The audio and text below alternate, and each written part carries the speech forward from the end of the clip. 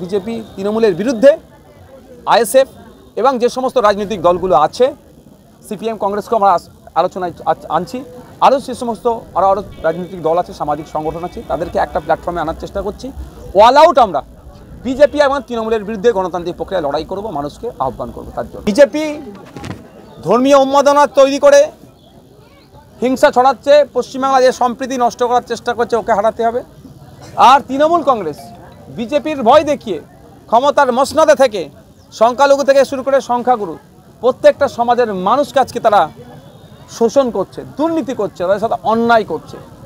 তাই অন্যায়ের হাত থেকে আর অত্যাচারের হাত থেকে এবং সাথে সাথে এই সাম্প্রদায়িক বিজেপির হাত থেকে বাঁচার জন্য আমরা চেষ্টা করছি। বিজেপি তৃণমূলের বিরুদ্ধে আইএসএফ এবং যে সমস্ত রাজনৈতিক দলগুলো আছে সিপিএম কংগ্রেসকে আমরা আলোচনায় আনছি, আরও সে সমস্ত আরও রাজনৈতিক দল আছে, সামাজিক সংগঠন আছে, তাদেরকে একটা প্ল্যাটফর্মে আনার চেষ্টা করছি।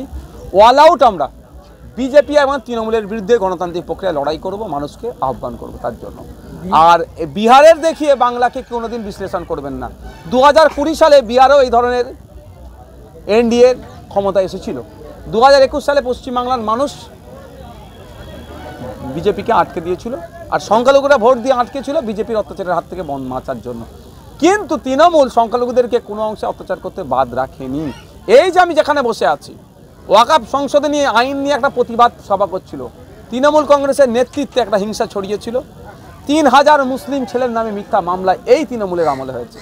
এখন পর্যন্ত ওয়াকফ সংশোধনী আইনের প্রতিবাদ করতে গিয়ে শামশেরগঞ্জ এলাকার 750 কাছাকাছি ছেলেরা মিথ্যা মামলায় জেল খাটছে এই তৃণমূলের আমলে। তাহলে তৃণমূল আর বিজেপি আলাদা নয়। তাই আমরা ঐক্যবদ্ধ হচ্ছি, বিজেপি এবং তৃণমূলকে পরাস্ত আমরা করব 2026-এ। ওটা বাংলার মাটি, এইটা সম্প্রীতির মাটি, ঐক্যের মাটি। এই মাটিতে বিজেপি সুযোগ পাবে না।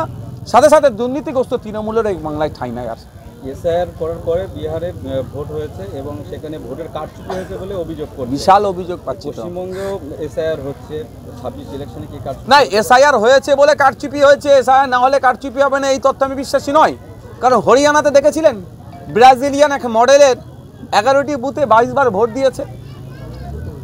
রিসেন্ট তো এসআইআর হরিয়ানাতে হয়নি, তো এসআইআরের সাথে কারচুপি, এটা আমি এই তথ্য আমাকে এখনো প্রমাণিত হয়নি, হলে তাহলে বলবো।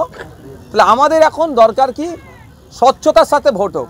এসআইআর হচ্ছে স্বচ্ছতা, স্বচ্ছ ভোটার লিস্ট তৈরি করা। আর স্বচ্ছতার সাথে যদি না ভোট হয় তাহলে এসআইআর তৈরি করার কী হবে, সারমর্ম কোথায় থাকলো?